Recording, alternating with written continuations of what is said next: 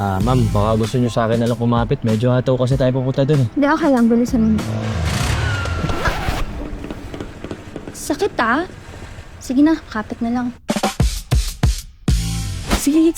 Oh my gosh, Bali. Please. Dahil na ang dami ko pang binabayarang student loans.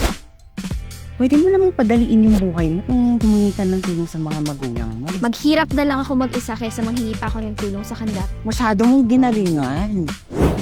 You're 5 minutes early, which means 50 pesos a tip. Salamat po, ma'am.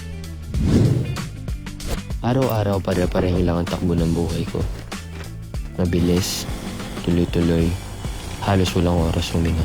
Kulen, ba't pinapatawag? Susundin mo na ba si Flash? Esa si Ma'am Celine? Ganda magma. Sige na lang.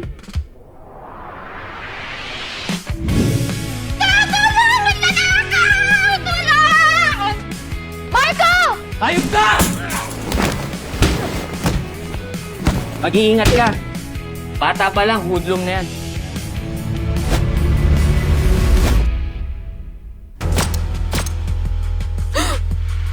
Hoy! Bumalik ka dito! May kilim sa loob, please! Nilaglag ko na si Celine sa pulis. Nagpatong na ako ng reward sa ulo niya. Boss, ayos to. Sigurado ako solve na yung problema. Marco, ano to? Set up? Kailan mo muna ako magpaliwanag. Hayop ka, Marco! Akala ko kaibigan kita!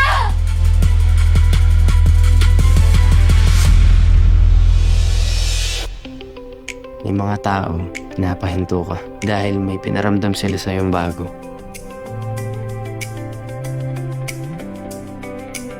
Siyempre, ayaw ko makulong ka, no? Sino nang susunod sa akin? Dito lang ako. Hindi ako alis dito hanggat di ko nasisigurong ligtas ka.